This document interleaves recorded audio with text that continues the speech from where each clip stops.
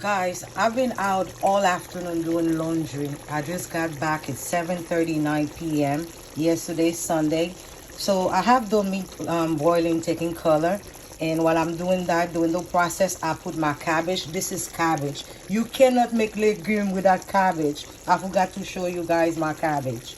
This is the cabbage. I'm going to cover it for a little bit for it to cook, then take it out. And then give the meat seasoning while I'm giving it, give the meat color. While I'm giving it color, I'm going to put the crab in it. Okay? I'll show you. But I forgot to say that I have to put cabbage. There's no legume without cabbage. Okay? There we go. Now I'm going to cover it for a little bit, then take it out when it's cooked. And then finish the process of the legume.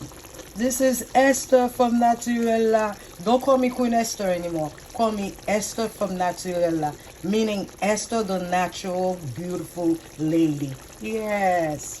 Thank you.